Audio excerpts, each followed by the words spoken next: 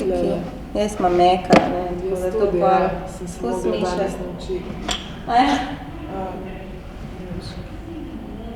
Si je? To je prezent. Aja, zakaj pa ne vidiš? Ja, se je. What was wrong? Malo. Se je, ne, pa se bi mogel. Aja, ti hočeš pustiti, da bo samo teklo? Ne. Ali hočeš teklo?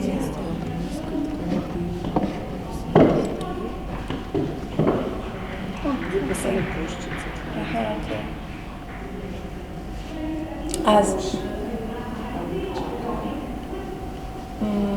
We will wait for another 5 minutes, maybe. Haha, okay, it's working. You can take photos so that I will look good, you know, be creative.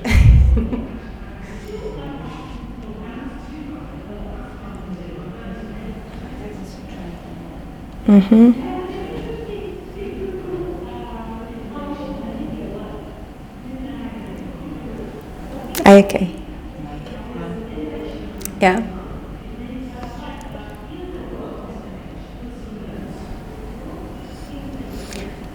Oh, yeah. Do you perhaps know that they already finished? Hello!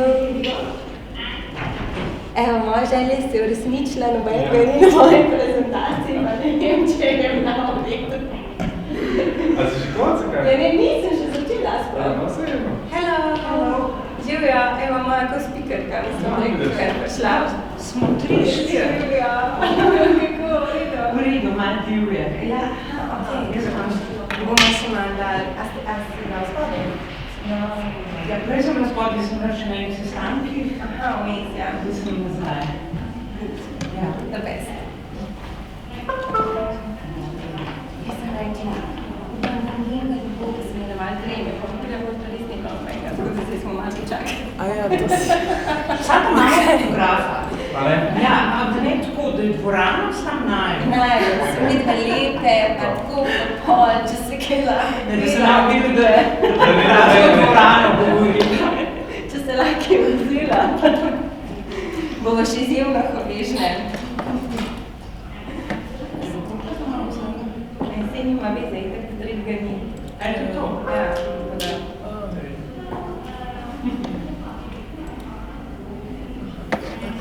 Zdaj imamo pekle.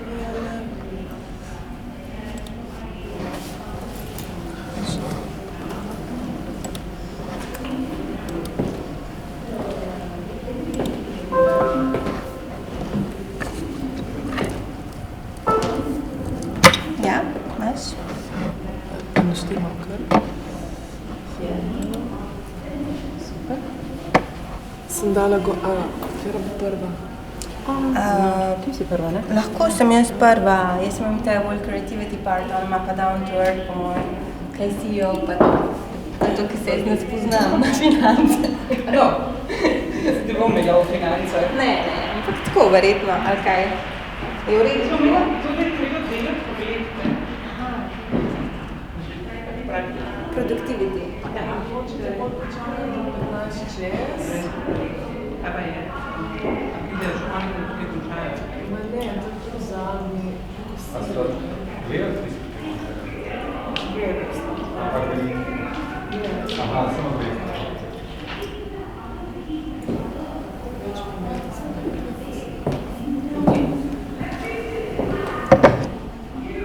Tako da ti se nič, ne da bojo kje končali. Okay, pa kar začnemo. Okay, we shall begin now. We decided it's time that we start. So, hello, my name is Maya Jansha. I basically have more experience in marketing, branding, political branding. I led several political campaigns. And for that reason, I find it interesting that maybe selling people is harder than the product. Maybe you don't agree? I don't know. I haven't really tried to sell a product yet, just politicians until now. So I'm really inspired to be here, to feel this energy, to feel this womanhood, if I can say so. And I used to think that maybe I'm just a bit different from others, but now when I meet women from all over the world, I see that we are really not so different. We are the same, basically. I like the idea of women supporting women. I also start with my career by being supported by amazing women on higher position in society, in European politics. I just moved from Brussels after 7 years and a half. So the main issue where we are here today is to discuss how can we reach creativity in marketing, in business. I believe that everything is marketing, so everything is supposed to be connected with selling, with how we present a story, how do we do the branding. And that's why I basically will talk, you will see them further, about the challenge cycle. And my colleague will also present some practical cases. As she said, we have to invest in programs. So let's get started. Competition nowadays is real, and innovation is not something that is extraordinary, but it's expected from us. So how can I be different? What can I offer? This is the real challenge, and I created big 3 W questions, which are basically, will I be quick enough to launch my product before anyone else does? Will my product capture consumers' attention, and will I be able to bring solutions to my customers' needs? So these are the wonder questions, and the only thing that we are basically that we are stopping ourselves is because of our fear. And the question is, what will win? Will it win creativity or fear? So we are inherited this fear from our ancestors, and it lies, I think, within us, but we have to step out of our comfort zone, as the previous speaker also said. Yeah, I used to believe that creativity is something that it's given, and it's whether you have it or you don't have it. But when I moved through my career, I noticed that creativity lies within us. We all have it. It can be just the storytelling to our kids. It can be the color that we pick up for our walls in our apartment. So creativity is there. How do we produce it? How to reach creative business solutions? I think that one of the answer is this: is choosing a right mindset, choosing a right mindset for ourselves. So we heard a lot today about empathy, about optimism, about intuition that we women have, but these are really special values. And when I talk with you, when I talk with these ladies here, I notice that they are different from general public. So success is, in my way, measured with optimism, with self-love, because if you have self-love, you have empathy towards each other, and you can understand each other. So these are the core elements that makes you different, makes you a leader. And then you have to embrace the fact that narrow-minded people are not able to change the world, and they're not able to push your product or your brand higher. So, then it's the second element that's really important in finding creative business solution. This is selecting a dream team. Now, there are many research, maybe 1 year old, that are saying that our heart knows our decision before our mind does. So, how is that possible? 7 seconds before we decide, we already know what's the truth, what's lie.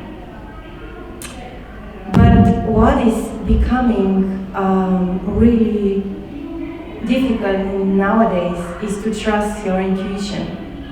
And here is the 5-second rule, which I also heard in one creative seminar, which I attended just, I think, 3 weeks ago.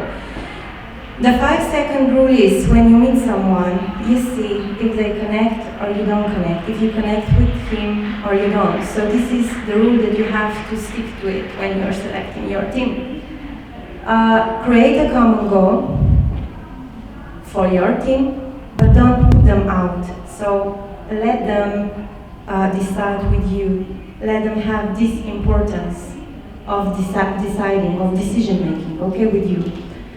You have to know that different people bring different solutions at the table, which can mean in a way that we speak different business language as between our relationships. So how to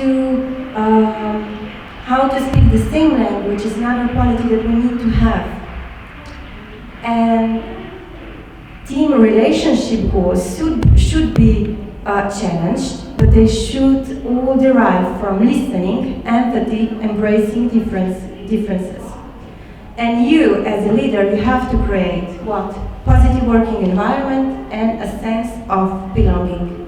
If your people don't have a sense of belonging, they will not create, they will not make money, okay? They will not exceed your expectations.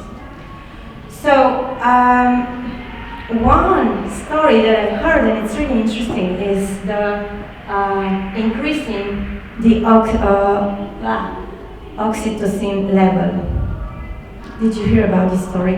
There was a research that I think American Army did, and the team that was, they showed one commercial to one team, to the team A, and to the team B they didn't show it. And this commercial was based on,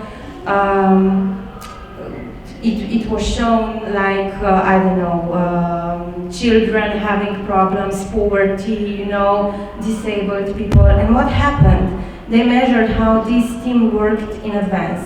They were faster, they created more ideas, they produced more creative product, they were branding, more creative, they were more creative at branding. So this level of hormone was actually so high, and they were all the three, they were capable of having all the three phases that I talked about earlier. So they were able to listen, to have empathy, to have the same business language. And this is a good example of maybe how you can put your team to work more fluently, to get together, to get the same relationship goals, okay? And the third cycle, or the third important fact that I would like to mention is the fact that there is more to brainstorming than just brainstorming. What does that mean? I say that we are not looking for a creative problem solution, but challenge. If we challenge ourselves, if we use the word challenge instead of problem, it means that it has the optimistic meaning. Problem has the opposite. So let's use challenge. And this is the challenge cycle that you probably all know about. It's the clarification, transformation, and implementation. So three phases that should be important in your business when making solution. But now I will just say one thing. I'm deriving from digital marketing. So all of the things that I will speak now about is marketing, is branding. It's from my area of work. So when we are having a problem, it's usually connected with our business. Is our business growing? Is it not? Where are we? So basically we have to assess the situation. This is the clarification phase when we are exploring where we are. Then the other phase, which is quite important, is measuring, research. It's exploring and formulating challenges. It's also the phase of clarification. But what does it mean? It means, and this is really important, why? Because usually when we work, people just think that they are right. They derive from themselves, what is my solution? I think it's that. Well, no, you're wrong. You have to measure it. Okay, so sometimes when I work with politicians, this is hard to explain and to express. You can't just trust your guts, you have to measure it. You can have this 5-second rule with when you meet people, but not when you have to make your product more sellable, okay? So measure it, select data, and pay attention. And also, what is really important, what we really like to do, is to be like our competitors. Hello. To see our competition as a trendsetter, but instead you have to put yourself as a trendsetter, not your competitors. But it's okay, you have to measure them as well. You know, if you are doing digital marketing, you know which are the Google Trends or whatever you use to see where they are, how they are advertising their product. So be careful on that. Then the next phase is transformation phase, exploring your ideas and formulating solutions. So these are my solutions here, as you see them, because I'm really now into digital. So if anything is wrong, if you don't produce the results, so what's wrong? Is it your website optimization? No. Is it your maybe search engine rankings, your keywords, or maybe you don't use the right keywords? Maybe your social following is bad. Maybe you don't use the right media. There's push and pull media. So again, what we really have to do is the phase that I just explained before. It's to measure, but then you don't have to forget about users. Who are my users? We are here because of the people. We like people. So users are the key factor here. And then when you do when you are in advertisement industry, you have to present your story right. Get personal, get emotional. Don't personalize your ads. Give them character. If you are selling this water, it can be happy water, fun water, or it can be just ordinary water. So think about giving them personalization. Be different, and again, the tone of voice here is important, but we come back to the user. So the tone of voice, what does it mean? It means if I'm selling water to 20 years old user, it will be sold differently than to 60 years old user. Okay? So tone of voice will be totally different. So here I'm quite specific, but I don't know what you're looking for. So which solution fits your area of work.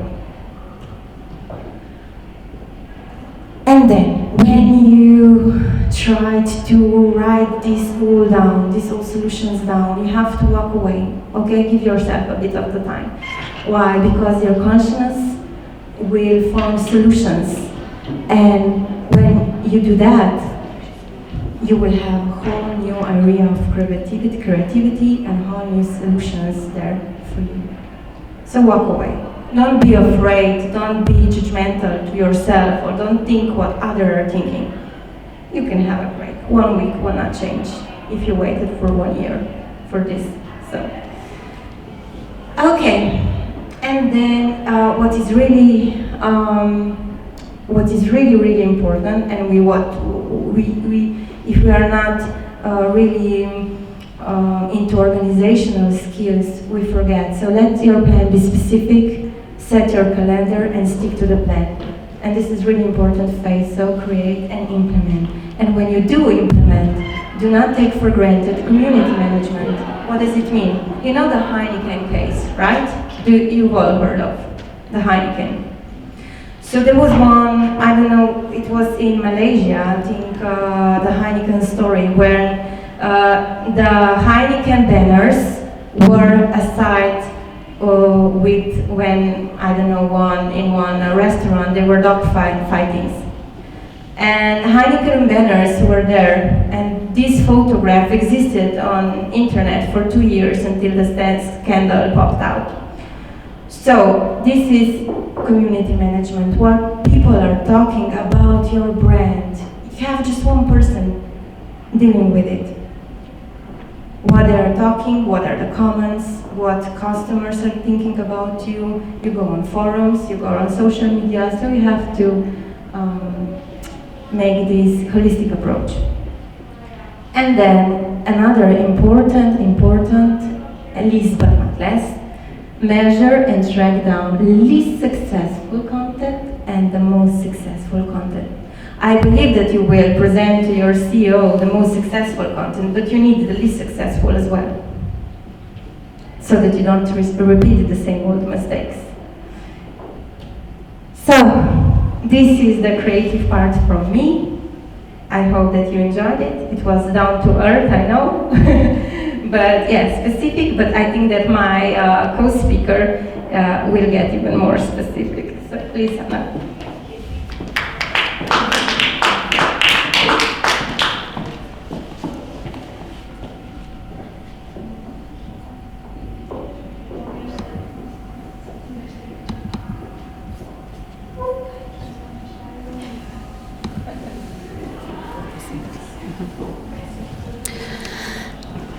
Dobar dan, dobrodošli. Thank you for my, hvala prvi sogovornici. Thank you for my first speaker to the introduction, a little bit more strategically.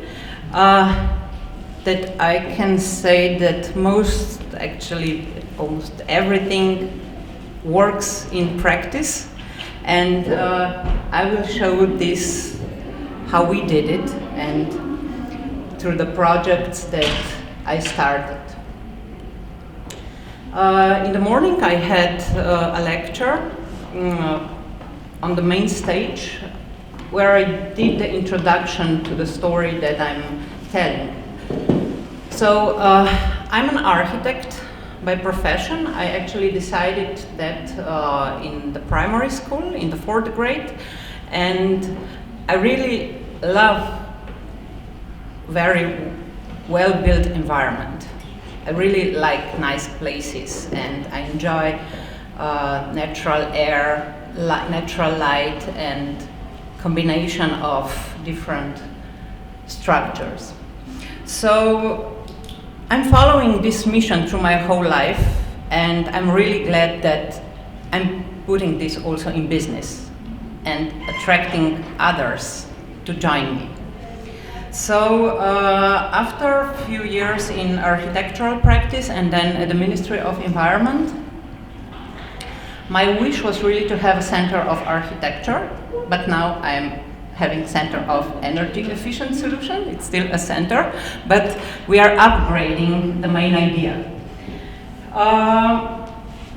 So after finishing faculty, I realized that I don't like really drawing details in architectural offices, but I was really more involved in writing articles, organizing conferences, networking, educational programs.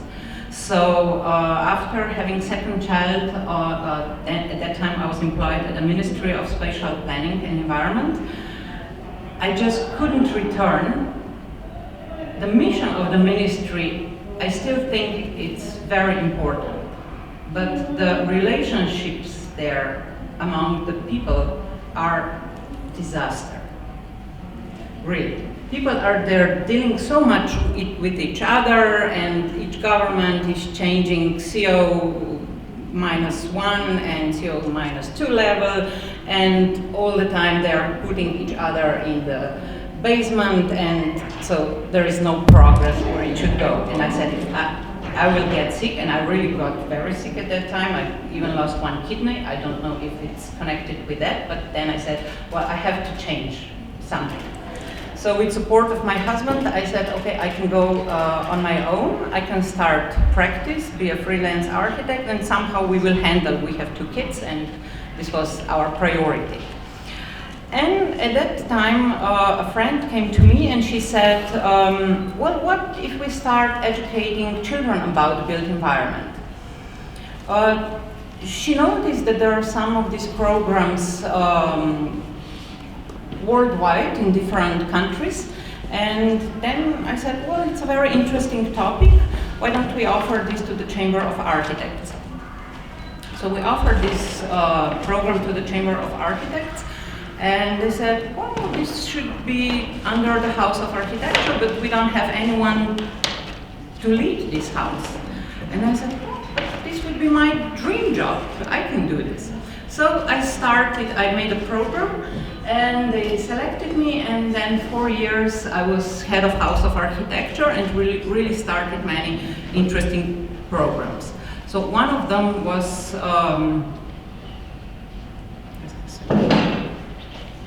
so I was running House of Architecture by the Chamber for 4 years. We established several programs for educating architects about different competencies. We did a lot of delegations abroad, visiting good architecture. So it was quite an interesting program, also exhibitions by the architects who were the members and also foreign architects. We were visiting different festivals around the world, and at that time we established, as I said, that program, Playful Architecture. The main idea there was, we didn't know where this will be going, but as my previous speaker, as Maya mentioned, creativity. I'm really coming from the field which is very creative, but sometimes you just have to step back and talk to the investors and that they understand you, and actually you have to sell them the story so that they said, this is my story. So you have to step back and they need to be the one, you have to take creativity out of them. This is actually, I think, the main mission of the architect. We have some architects who are so strong that they are brands, but generally, general public just needs to be happy in their environment, and investing in architecture takes quite a lot of money. So we said we have to teach young children to be good investors in the future. We have to give them a new way how to become more creative. So we started to develop these different programs for children. We even started to work with the Ministry of Education and the National Institute for Education, because we wanted these new topics to come into the program. And we said, okay, the children in the school are just usually drawing on the A4 paper, the small sizes, what fits on the table. But we said we have to give them the freedom, the feeling of the space that they can do something else. So that's why all our workshops, we did in a few years more than 100 different workshops with different architects, because we were just gathering this different type of creativity and we wanted to make a program. So after 2 years or 3 years, we, with the ministry, we did a booklet which was then delivered to all primary and high schools in Slovenia, in kindergartens, and we even did, we even taught the teachers at the schools, because we wanted to help them, to show them new programs, what they can have. And now it's 10 years since Playful Architecture was started, and I'm really glad that we started a movement. At that time we didn't know, we wanted that, but it's growing, and thank you. And so the girls stayed in this project, and so now they are offering technical days and different programs to the schools all over Slovenia. The other program that we started at the same time was Festival Open House Slovenia.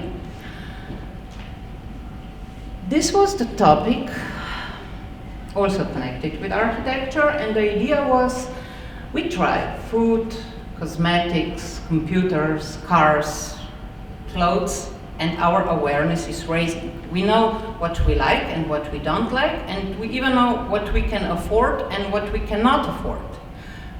Architecture is actually one of the biggest investments in our life, and most of us didn't have many experience in good architecture.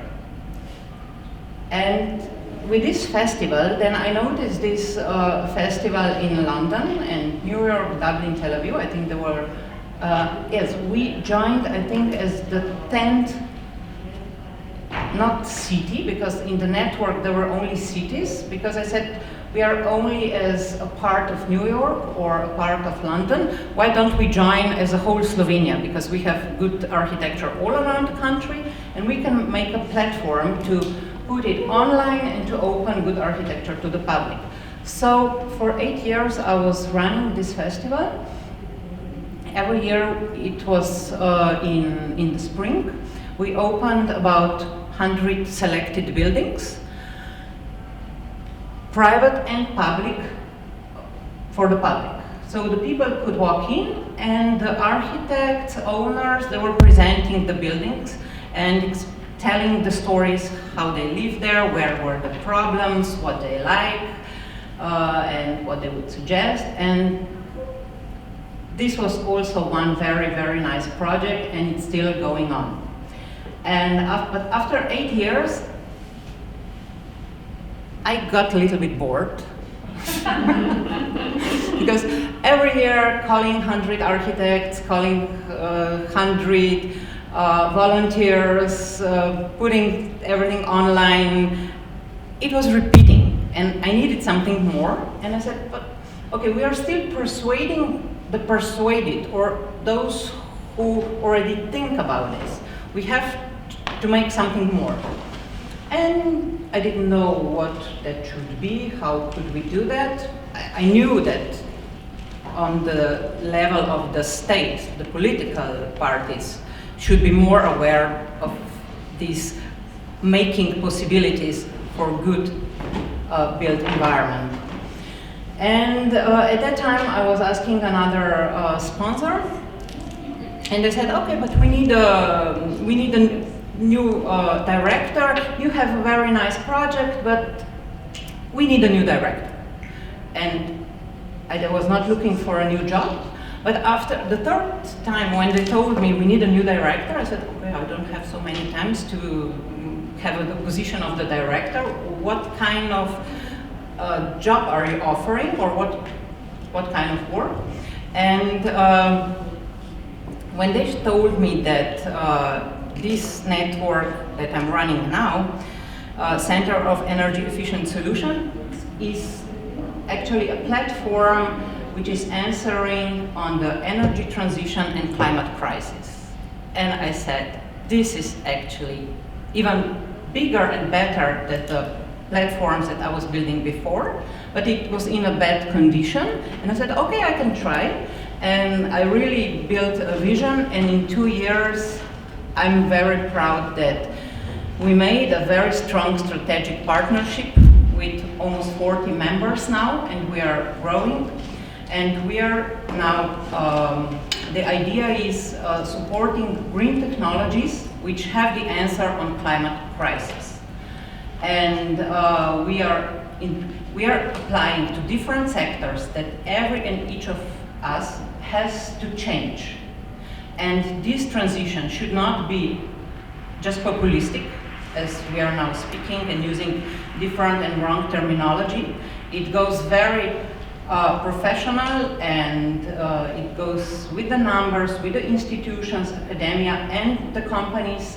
And here I see still a lot of potential. And last week I'm really glad that we made a wider board, and now there are 50-50 men and women, because before there were only men. And still all this energy sector, mobility and construction, it's very men-ish sectors.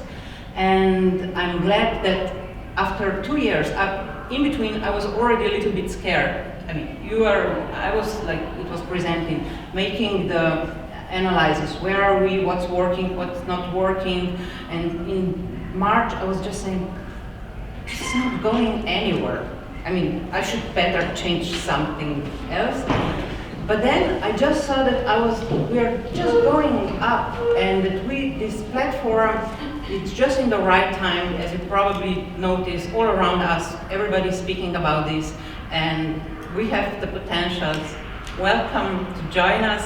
Individuals are coming, and I'm glad that 6 friends of mine came to me, and they said, they just, in their 40s about me, they said, I want to change my job. I don't want to work for somebody anymore. I want to work with a mission.